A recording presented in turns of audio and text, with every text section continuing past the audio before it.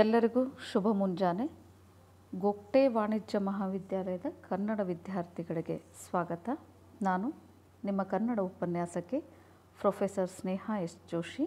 ವಿದ್ಯಾರ್ಥಿಗಳೇ, ನಿಮಗೆ ಈ ಸಾರ್ತಿ CBCS ಪಠ್ಯಕ್ರಮ ಅಳವಡನೆ ಮಾಡಿರೋದ್ರಿಂದ ಈ ಸಾರ್ತಿ ಸ್ವಲ್ಪ ಬಂದಿರುವಂಥ ಪಾಠಗಳಲ್ಲಿ ಪದ್ಯಗಳಲ್ಲಿ ಒಂದಿಷ್ಟು ಬದಲಾವಣೆಗಳು ಅದರಲ್ಲಿವೆ.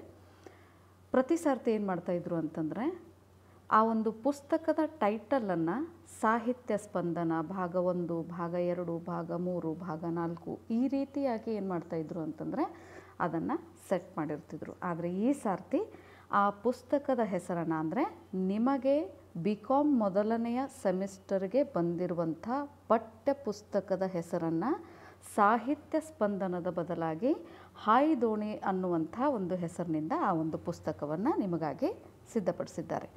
ಈ ಹಾಯಿ ದೋಣಿ ಅನ್ನುವಂಥ ಒಂದು ಪುಸ್ತಕದಲ್ಲಿ ನಿಮಗೆ ಸುಮಾರು 7 ಪದ್ಯಗಳು ಆಮೇಲೆ 8 ಗದ್ಯಗಳು ಇವೆ. ನೆನಪಿಟ್ಕೊಳ್ಳಿ, ಹಾಯಿ ದೋಣಿ ಅನ್ನುವಂಥದ್ದು ನಿಮ್ಮ ಪಠ್ಯ ಪುಸ್ತಕದ ಟೈಟಲ್ಲು.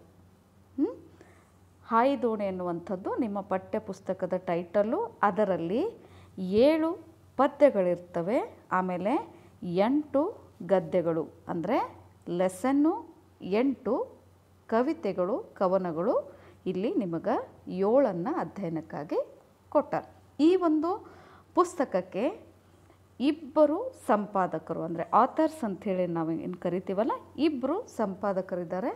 ಮೊದಲನೇ ಸಂಪಾದಕರು ಗಿರಿಜಾದೇವಿ B ಆಣೆಪ್ಪನವ್ರು, 2ನೇ ಸಂಪಾದಕರು ಮಹಾನಂದ Y ಪಾಟೀಲ್ ಅಂಥೇಳಿ. ಆಮೇಲೆ ಪ್ರತಿ ಸಾರ್ತಿನೂ ಏನು ಮಾಡಿರ್ತಾರೆ ಅಂತಂದರೆ, ಪದ್ಯ ಭಾಗದಲ್ಲಿ ಅಕಸ್ಮಾತ್ ಒಂದು ಯಾವುದಾದ್ರೂ ಹಳೆಗನ್ನಡಕ್ಕೆ ಸಂಬಂಧಪಟ್ಟಿರುವಂಥ ಒಂದು ಪಾಠ ಇರಬಹುದು, ಪದ್ಯ ಕೊಟ್ಟಿದ್ರು ಅಂದರೆ, ಈಗ ಪದ್ಯದಲ್ಲಿ ಕೊಟ್ಟಿದ್ರು ಅಂತಂದರೆ ಗದ್ಯ ಭಾಗದಲ್ಲಿ ಹಳೆಗನ್ನಡವನ್ನು ಕೊಡೋಂಗಿಲ್ಲ, ಗದ್ಯ ಭಾಗದಲ್ಲಿ ಹಳೆಗನ್ನಡವನ್ನು ಕೊಟ್ಟಿದ್ರು ಅಂತಂದರೆ ಪದ್ಯ ಭಾಗದಲ್ಲಿ ಅದನ್ನು ನಿಮಗೆ ಕೊಡೋಂಗಿಲ್ಲ. ಆಮೇಲೆ ಪದ್ಯ ಭಾಗ ಇರ್ಬೋದು ಅಥವಾ ಗದ್ಯ ಭಾಗ ಇರ್ಬೋದು, ಅಕಸ್ಮಾತ್ ಹಳೆಗನ್ನಡ ಅದರಲ್ಲಿ ಬಂದಿತ್ತು ಅಂತಂದರೆ ನೀವು ಅದನ್ನು ತಲೆ ಕೆಡಿಸ್ಕೊಳ್ಳಿಕ್ಕೆ ಹೋಗಬೇಡ್ರಿ. ಯಾಕೆ ಅಂತಂದರೆ ಹಳೆಗನ್ನಡವನ್ನು ನಾವೇನು ಮಾಡ್ತೀವಿ ಅಂತಂದರೆ ಹೊಸಗನ್ನಡಕ್ಕೆ ಅನುವಾದ ಮಾಡಿ ನಾವು ಹೇಳ್ತೀವಿ. ಅದ್ರ ಬಗ್ಗೆ ಏನೇ ಪ್ರಶ್ನೆಗಳು ಬಂದರೂ ಕೂಡ ನಾವು ಒಂದು ಉತ್ತರವನ್ನು ನಿಮಗೆ ತಯಾರು ಮಾಡಿ ನಾನು ಕೊಡ್ತೇನೆ. ಸೊ ಅದರ ಬಗ್ಗೆ ನೀವು ಚಿಂತೆ ಮಾಡುವಂಥ ಒಂದು ಅವಶ್ಯಕತೆ ಇಲ್ಲ. ಅದು ಯಾವುದು ಹಳೆಗನ್ನಡ ಇರಲಿ ಅಥವಾ ಪೂರ್ವದ ಹಳೆಗನ್ನಡ ಇರಲಿ ಅಥವಾ ನಡುಗನ್ನಡ ಇರಲಿ, ಒಂದು ಸಾರ್ತಿ ಒಂದು ಕೊಟ್ಟದ್ದನ್ನು ಮತ್ತೊಂದು ಸಾರ್ತಿ ಅದನ್ನೇ ಅವರು ಯಾವುದೇ ಕಾರಣಕ್ಕೂ ರಿಪೀಟ್ ಮಾಡೋಂಗಿಲ್ಲ. ಪದ್ಯ ಕೊಟ್ಟಿದ್ರು ಅಂದರೆ ಗದ್ಯ ಕೊಡೋಂಗಿಲ್ಲ, ಗದ್ಯ ಕೊಟ್ಟಿದ್ರು ಅಂತಂದರೆ ಪದ್ಯ ಕೊಡೋಂಗಿಲ್ಲ. ಆಮೇಲೆ ಪ್ರತಿ ವರ್ಷ, ಅಂದರೆ ಹಿಂದೆ ಯಾವ ರೀತಿ ಇರ್ತಾಯಿತ್ತು ಅಂತಂದರೆ, ಗದ್ಯ ಭಾಗ, ಪದ್ಯ ಭಾಗ ಮತ್ತು ನಾಟಕ ಅಂಥೇಳಿ 3 ವಿಭಾಗಗಳನ್ನು ಮಾಡಿರ್ತಾಯಿದ್ರು. ಅಲ್ಲಿ ಗದ್ಯ ಭಾಗನೂ ಇರ್ತಾಯಿತ್ತು, ಪದ್ಯ ಭಾಗನೂ ಇರ್ತಾಯಿತ್ತು, ಅದರ ಜೊತೆ ನಾಟಕನೂ ಕೂಡ ಇರ್ತಾಯಿತ್ತು. ಆಮೇಲೆ 3 ವಿಭಾಗಕ್ಕೆ ಸಂಬಂಧಪಟ್ಟಂತೆ ಪ್ರಶ್ನೆಗಳು ಅದರಲ್ಲಿ ಬರ್ತಾಯಿತ್ತು.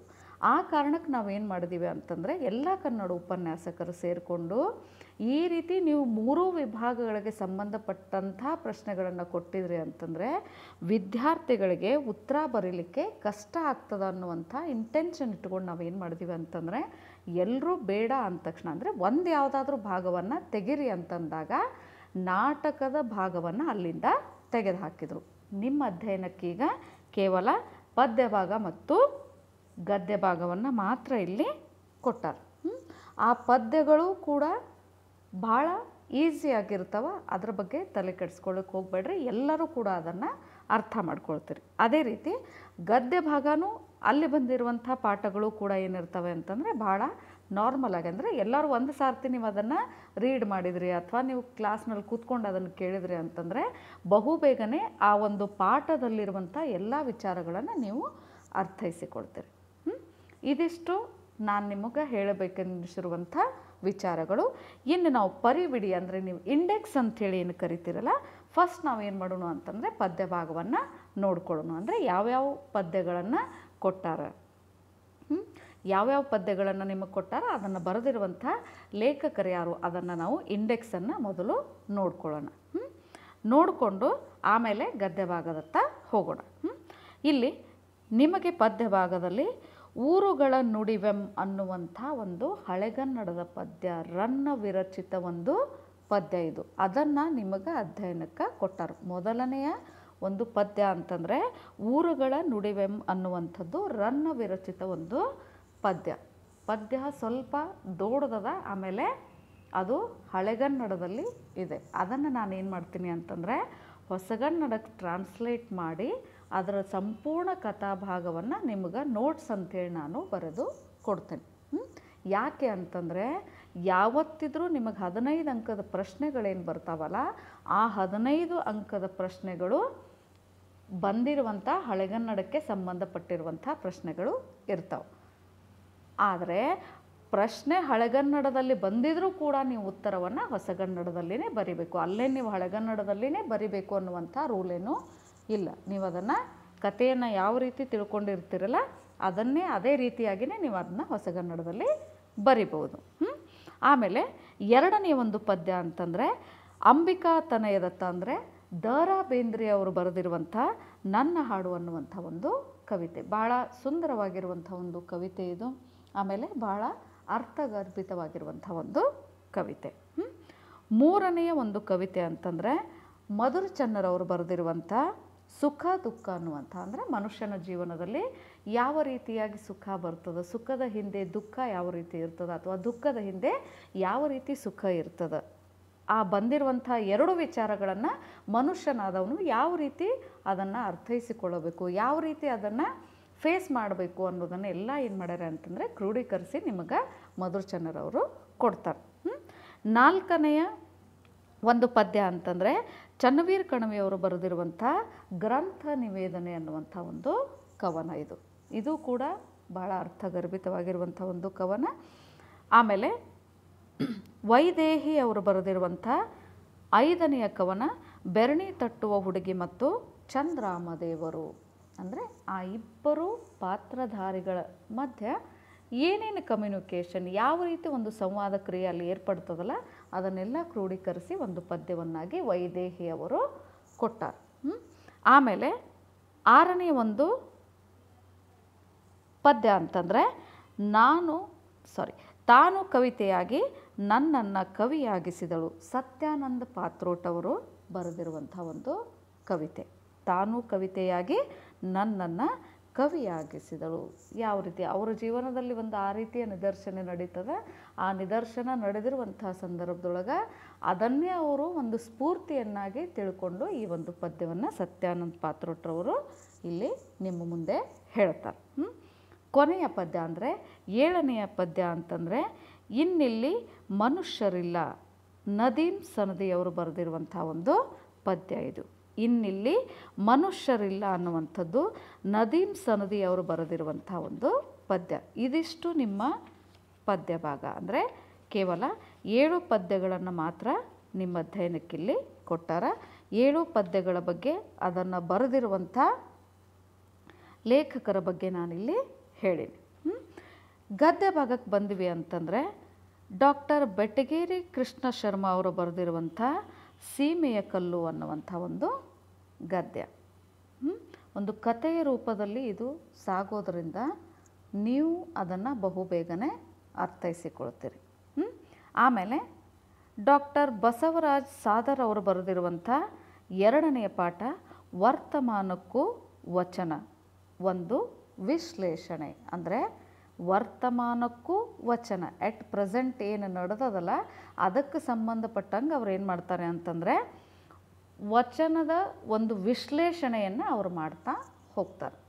ಯಾವ ರೀತಿ ಒಂದು ವಿಶ್ಲೇಷಣೆ, ಎಟ್ ಪ್ರೆಸೆಂಟ್ ನಾವು ಯಾವ್ಯಾವ ರೀತಿ ಸನ್ನಿವೇಶಗಳನ್ನು ನೋಡ್ತೀವಿ ಅದನ್ನೆಲ್ಲ ಒಂದು ವಿಶ್ಲೇಷಣಾ ರೂಪದಲ್ಲಿ ನಿಮ್ಮ ಮುಂದೆ ತೋರಿಸುವಂಥ ಒಂದು ಪ್ರಯತ್ನವನ್ನು ಡಾಕ್ಟರ್ ಬಸವರಾಜ್ ಸಾದರ್ ಅವರು ಮಾಡ್ತಾರೆ. 3ನೆಯ ಒಂದು ಪಾಠ ಅಂತಂದರೆ ಡಾಕ್ಟರ್ KM ರೋಹಿಣಿ ಅವರು ಬರೆದಿರುವಂಥ ಭಾರತೀಯ ಸಂಗೀತ ಅನ್ನುವಂಥದ್ದು. ಈ ಒಂದು ಪಾಠ ಸಂಗೀತ ಕ್ಷೇತ್ರಕ್ಕೆ ಸಂಬಂಧಪಟ್ಟಿರುವಂಥ ಒಂದು ಪಾಠ. ಆಮೇಲೆ BR ರವೀಂದ್ರನಾಥ್ ಅವರು ಬರೆದಿರುವಂಥ ಹಣಕಾಸು ನಿರ್ವಹಣೆ ಹೇಗೆ ಅನ್ನುವಂಥ ಒಂದು ಪಾಠ ಇದು. ಹಣಕಾಸು ನಿರ್ವಹಣೆ ಹೇಗೆ, BR ರವೀಂದ್ರನಾಥ್ ಅವರು ಬರೆದಿರುವಂಥ ಒಂದು ಪಾಠ. ಯಾವ ರೀತಿ ಸಮಸ್ಯೆಗಳು ಬಂದಿರುವಂಥ ಸಂದರ್ಭದಲ್ಲಿ ಹಣಕಾಸು ನಿರ್ವಹಣೆಯನ್ನು ಹೆಂಗೆ ಮಾಡಬೇಕು, ಯಾವ ರೀತಿ ಉಳಿತಾಯಗಳನ್ನು ಮಾಡ್ಕೋಬೇಕು, ಪ್ರಸ್ತುತ ನಡೆದಿರುವಂಥ ಸಂದರ್ಭಗಳನ್ನೇ ಕ್ರೋಢೀಕರಿಸಿ ಅವರೊಂದು ಪಾಠದ ರೂಪದಲ್ಲಿ ನಿಮ್ಮ ಮುಂದೆ ಅದನ್ನು ಕೊಟ್ಟಾರೆ. ಆಮೇಲೆ ಡಾಕ್ಟರ್ ತೇಜಸ್ವಿನಿ BY ಅವರು ಬರೆದಿರುವಂಥ ಆಧುನಿಕ ಮಹಿಳೆಗೆ ಶ್ರೀಮಾತೆಯರ ಪ್ರಸ್ತುತತೆ ಅನ್ನುವಂಥ ಒಂದು ಪಾಠ ಇದು. ಈ ಒಂದು ಲೆಸನ್ ಪರ್ಟಿಕ್ಯುಲರ್ ಆಗಿ ಹೆಣ್ಣು ಮಕ್ಕಳ ಬಗ್ಗೆನೇ ಇರುವಂಥ ಒಂದು ಪಾಠ. ಯಾವ್ಯಾವ ರೀತಿ ಸಮಸ್ಯೆಗಳು ಹೆಣ್ಮಕ್ಳಿಗೆ ಇರ್ತಾವೆ, ಆಮೇಲೆ ಆ ಎಲ್ಲ ಸಮಸ್ಯೆಗಳನ್ನು ಬದಿಗೊತ್ತಿ ಆ ಹೆಣ್ಣು ಮಕ್ಕಳು ಯಾವ ರೀತಿ ಮುಂದೆ ಬರುವಂಥ ಒಂದು ಪ್ರಯತ್ನವನ್ನು ಮಾಡ್ತಾರ ಅನ್ನೋದನ್ನೆಲ್ಲ ಏನು ಮಾಡ್ಯಾರ ಅಂತಂದರೆ ನಿಮ್ಮ ಮುಂದೆ ಅಧ್ಯಯನಕ್ಕೆ ಅವರು ಕೊಟ್ಟಾರೆ. ಆಮೇಲೆ ಈ ನಿಮ್ಮ ಪುಸ್ತಕದ ಟೈಟಲ್ ಹಾಯಿ ದೋಣಿ ಅನ್ನುವಂಥದ್ದು ಏನದಲ್ಲ, ಯಶೋಗಾಥೆಗಳು ಅಂಥೇಳಿ ನಾವು ಅದನ್ನು ಕರಿತೀವಿ. ಅದಕ್ಕೆ ಸಂಬಂಧಪಟ್ಟಂಗನ ಇಲ್ಲಿ ಶಾಂತಿ ಎಲ್, ಶರತ್ ಬಾಬು, ಮಂಜುನಾಥ್ ಮತ್ತು ನಿವೇದಿತಾ ಅನ್ನುವಂಥವರು ಈ ಹಾಯಿ ದೋಣಿ ಅನ್ನುವಂಥ ಒಂದು ಟೈಟಲನ್ನು ಇಟ್ಕೊಂಡು ಕೆಲವೊಂದಿಷ್ಟು ಯಶೋಗಾಥೆಗಳನ್ನು ಅವರು ಬರೆದಾರೆ. ಯಶೋಗಾಥೆಗಳು ಅಂಥೇಳಿ ನಾವು ಯಾವುದಕ್ಕೆ ಕರಿತೀವಿ, ಯಾಕೆ ಅವರು ಅದೇ ಒಂದು ಬಂದಿರುವಂಥ ಪಾಠವನ್ನೇ ನಿಮ್ಮ ಪಠ್ಯ ಪುಸ್ತಕದ ಟೈಟಲನ್ನಾಗಿ ಮಾಡಿದರು ಅನ್ನೋದನ್ನೆಲ್ಲ ಏನು ಮಾಡೋಣ ಅಂತಂದರೆ, ಯಾವಾಗ ನಾವು ಕ್ಲಾಸ್ ತಗೊಳ್ತಿರ್ತೀವಲ್ಲ ಆ ಸಂದರ್ಭದೊಳಗೆ ಅದ್ರ ಬಗ್ಗೆ ಸಂಪೂರ್ಣ ವಿವರಣೆಯನ್ನು ನಾನು ಕೊಡ್ತೇನೆ. ಎದಕ್ಕೆ ನಾವು ಯಶೋಗಾಥೆಗಳು ಅಂತೀವಿ ಅನ್ನೋದನ್ನೆಲ್ಲ ನೀವು ಅಧ್ಯಯನ ಮಾಡುವಂಥ ಸಂದರ್ಭದೊಳಗೆ ಅದ್ರ ಬಗ್ಗೆ ಎಲ್ಲ ಒಂದು ವಿವರಣೆಯನ್ನು ಕೊಟ್ಟೆ ನಾನು ಏನು ಮಾಡ್ತೀನಿ ಅಂತಂದರೆ ಪಾಠವನ್ನು ಪ್ರಾರಂಭ ಮಾಡ್ತೀನಿ. ಆಮೇಲೆ ಮುಂದಿನ ಒಂದು ಪಾಠ ಅಂತಂದರೆ ಡಾಕ್ಟರ್ ಮಹಾಂತೇಶ್ ಪಾಟೀಲ್ ಅವರು ಬರೆದಿರುವಂಥ ಅಂತರ್ಜಾಲದಲ್ಲಿ ಕನ್ನಡ ಬ್ಲಾಗ್ ಬರಹಗಳ ಅವಲೋಕನ. ಅಂತರ್ಜಾಲ ಅಂದರೆ ನೀವು ಇಂಟರ್ನೆಟ್ ಅಂಥೇಳಿ ಕರಿತೀರಲ್ಲ, ಆ ಇಂಟರ್ನೆಟ್ನಲ್ಲಿ ಅಥವಾ ಅಂತರ್ಜಾಲದಲ್ಲಿ ಈ ಕನ್ನಡ ಬರಹಗಳ ಅವಲೋಕನ ಯಾವ ರೀತಿ ಇರ್ತದೆ, ಎಷ್ಟು ಅದಕ್ಕೊಂದು ಪ್ರಾಶಸ್ತ್ಯತೆಯನ್ನು ಕೊಡಲಾಗ್ತದೆ ಈ ಕನ್ನಡ ಬರವಣಿಗೆಗೆ ಅನ್ನೋದನ್ನು ಅವರು ಹೇಳ್ತಾರೆ. ಆಮೇಲೆ ಈ ಬ್ಲಾಗ್ ಬರವಣಿಗೆ ಅಂತಂದರೆ ಏನು, ಯಾಕಲ್ಲಿ ಆ ರೀತಿಯ ಒಂದು ಟೈಟಲನ್ನು ಕೊಟ್ಟರು ಅನ್ನೋದನ್ನೆಲ್ಲ ನಾನೇನು ಮಾಡ್ತೀನಿ ಅಂತಂದರೆ ನಿಮಗೆ ಪಾಠವನ್ನು ಹೇಳುವಂಥ ಸಂದರ್ಭದೊಳಗೆ ಮತ್ತೊಂದು ಸಾರ್ತಿ ಅದನ್ನು ಹೇಳ್ತೀನಿ. ಇನ್ನು ಕೊನೆಯ ಒಂದು ಪಾಠ ಅಂತಂದರೆ ಬಸವರಾಜ್ ಕುಂಬಾರ್ ಅವರು ಬರೆದಿರುವಂಥ ಇದು ಗುಳಿಗೆ ಲೋಕವಯ್ಯ. ಇದು ಒಂದು ಕಥೆಯ ರೂಪದಲ್ಲಿರುವಂಥ ಒಂದು ಪಾಠ ಇದು. ಸೊ ಇಷ್ಟು ಪಾಠಗಳನ್ನು, ಇಷ್ಟು ಪದ್ಯಗಳನ್ನು ನಿಮ್ಮ ಅಧ್ಯಯನಕ್ಕಾಗಿ ಇಲ್ಲಿ ಕೊಟ್ಟಾರೆ. ನೆನ್ಪಿಟ್ಕೊಳ್ರಿ, ನಿಮಗೆ ಯಾವಾಗ ಯಾವ ಪಾಠ ಅರ್ಥ ಆಗಿರಂಗಿಲ್ಲಲ್ಲ ಅದನ್ನು ಮತ್ತೊಂದು ಸಾರ್ತಿ ನಾನು ರಿಪೀಟ್ ಮಾಡ್ತೀನಿ. ಯಾಕೆ ಅಂತಂದರೆ ಆಫ್ಲೈನ್ ಕ್ಲಾಸ್ ಆದಾಗ ನಾವು ಕ್ಲಾಸ್ ರೂಮ್ನಲ್ಲಿ ಡಿಸ್ಕಷನ್ ಮಾಡ್ಬೋದು, ಅದು ನಿಮಗೆ ಅರ್ಥ ಆಗ್ತದೆ. ಸದ್ಯದ ಪರಿಸ್ಥಿತಿಯಲ್ಲಿ ಆನ್ಲೈನ್ ಕ್ಲಾಸ್ ಇರೋದ್ರಿಂದ ಸ್ವಲ್ಪ ಕಷ್ಟ ನಿಮಗಾಗ್ಬೋದು. ಆದರೂ ಕೂಡ ನಾನು ನೋಟ್ಸನ್ನು ನಿಮಗೆ ಕಳಿಸ್ತಾ ಇರ್ತೀನಿ. ಈ ಇಂಡೆಕ್ಸನ್ನು ನೀವು ನೋಡಿಕೊಂಡು ಸ್ವಲ್ಪ ಜ್ಞಾಪಕದಲ್ಲಿಟ್ಕೊಂಡ್ರಿ ಅಂತಂದರೆ ಬಂದಿರುವಂಥ ಪಾಠಗಳು ಯಾವ್ಯಾವು, ಲೇಖಕರು ಯಾರ್ಯಾರು, ಆಮೇಲೆ ಆ ಪಾಠಗಳಲ್ಲಿ ಬಂದಿರುವಂಥ ಪಾತ್ರಧಾರಿಗಳು ಯಾರ್ಯಾರು ಅನ್ನೋದನ್ನು ನೀವು ಜ್ಞಾಪಕ ಇಟ್ಕೊಂಡ್ರಿ ಅಂತಂದರೆ ನಿಮಗದು ಕಷ್ಟ ಆಗಂಗಿಲ್ಲ. ಒಂದು ವಿಚಾರವನ್ನು ನೆನ್ಪಿಟ್ಕೊಳ್ರಿ, ಅರ್ಥ ಆಗಲಿಲ್ಲ, ತಿಳಿಲಿಲ್ಲ ಅಂತಂದರೆ ನೀವು ಅದನ್ನು ಕೇಳ್ಬೋದು, ಯಾವಾಗ ಬೇಕಾದರೂ ನೀವು ಅದನ್ನು ಕೇಳ್ಬೋದು. ಅದ್ರ ಬಗ್ಗೆ ನಾನು ಮತ್ತೆ ನಿಮಗೆ ವಿವರಣೆಯನ್ನು ಕೊಡ್ತೀನಿ. ಆಮೇಲೆ ಈ ಸಾರ್ತಿ ನಿಮಗೆ ಎಷ್ಟು ಜನ ಕವಿಗಳು ಬಂದಾರಲ್ಲ, ಎಷ್ಟು ಜನ ಲೇಖಕರು ಬಂದಾರಲ್ಲ, ಕೆಲವೊಂದಿಷ್ಟು ಜನರ ಅಥವಾ ಲೇಖಕರ ಹೆಸರನ್ನು ಮಾತ್ರ ನೀವು ಜ್ಞಾಪಕದಲ್ಲಿಟ್ಕೊಂಡಿರ್ತೀರಿ. ಈಗ ಪಂಪನ ಹೆಸರನ್ನು ಕೇಳಿರ್ತೀರಿ, ರನ್ನನ ಹೆಸರನ್ನು ಕೇಳಿರ್ತೀರಿ, ಹೌದಾ? ಆಮೇಲೆ GS ಶಿವರುದ್ರಪ್ಪರವ್ರ ಹೆಸರನ್ನು ಕೇಳಿರ್ತೀರಿ, ಬೇಂದ್ರೆ ಅವ್ರ ಹೆಸರನ್ನು ಕೇಳಿರ್ತೀರಿ, ಕುವೆಂಪುರವ್ರ ಹೆಸರನ್ನು ಕೇಳಿರ್ತೀರಿ, ಸರ್ವಜ್ಞನ ಹೆಸರನ್ನು ಕೇಳಿರ್ತೀರಿ. ದಾಸ ಸಾಹಿತ್ಯಕ್ಕೆ ಬಂದ್ರಿ ಅಂತಂದರೆ ಕನಕದಾಸರ ಹೆಸರನ್ನು ಕೇಳಿರ್ತೀರಿ, ಪುರಂದರದಾಸರ ಹೆಸರನ್ನು ಕೇಳಿರ್ತೀರಿ. ಆದರೆ ಈ ಸಾರ್ತಿ ಕೆಲವೊಂದಿಷ್ಟು ಹೊಸ ಲೇಖಕರ ಪಾಠಗಳನ್ನು ಅಲ್ಲಿ ಬರೆದಿರೋದ್ರಿಂದ ನಿಮಗದು ಸ್ವಲ್ಪ ಕಷ್ಟ ಆಗ್ಬೋದು ಆ ಹೆಸರುಗಳನ್ನು ಜ್ಞಾಪಕದಲ್ಲಿ ಇಟ್ಕೊಳ್ಳಿಕ್ಕೆ. ಮೊದಲು ನಾವೇನು ಮಾಡೋಣ ಅಂತಂದರೆ ಲೇಖಕರ ಪರಿಚಯವನ್ನು ಮಾಡಿಕೊಂಡು ತದನಂತರ ಪಾಠಗಳನ್ನಿರ್ಬೋದು ಅಥವಾ ಪದ್ಯಗಳನ್ನಿರ್ಬೋದು ನಾವು ನೋಡೋಣ. ಆದರೆ ಒಂದು ನೆನ್ಪಿಟ್ಕೊಳ್ರಿ, ಬಂದಿರುವಂಥ ಎಲ್ಲ ಲೇಖಕರು ನಿಮಗೆ ಹೊಸಬರು ಇರೋದ್ರಿಂದ ನಿಮಗೆ ಟಿಪ್ಪಣಿ ಒಳಗೆ ಏನು ಕೇಳ್ತಾರೆ ಅಂತಂದರೆ ಅವರ ಬಗ್ಗೆ ಒಂದು ಲೇಖನವನ್ನು ನೀವು ಬರಿಬೇಕಾಗ್ತದೆ. ಈಗ ಅಲ್ಲಿ ಟಿಪ್ಪಣಿ ಒಳಗೆ ಡಾಕ್ಟರ್ ಬಸವರಾಜ್ ಸಾದರ್ ಅಂಥೇಳಿ ಕೊಟ್ಟು ಬಿಡ್ತಾರೆ. ಕೊಟ್ಟರು ಅಂತಂದರೆ ಅವ್ರ ಬಗ್ಗೆನೇ ನೀವು ಅಲ್ಲಿ ಬರಿಬೇಕಾಗ್ತದೆ. ಲೇಖಕ ಪರಿಚಯ ಅಂಥೇಳಿ ಕರಿತೀವಲ್ಲ ನಾವು, ಆ ರೀತಿನ ನೀವಲ್ಲಿ ಬರಿಬೇಕಾಗ್ತದೆ. ಅರ್ಥ ಆಯ್ತಾ? ನೆಕ್ಸ್ಟ್ ಕ್ಲಾಸ್ನೊಳಗೆ ನಾವು ಏನು ಮಾಡೋಣ ಅಂತಂದರೆ ಒಂದು ಯಾವುದಾದ್ರೂ ಪೋಯಮನ್ನು ನಾವು ತಗೊಳ್ಳೋಣ.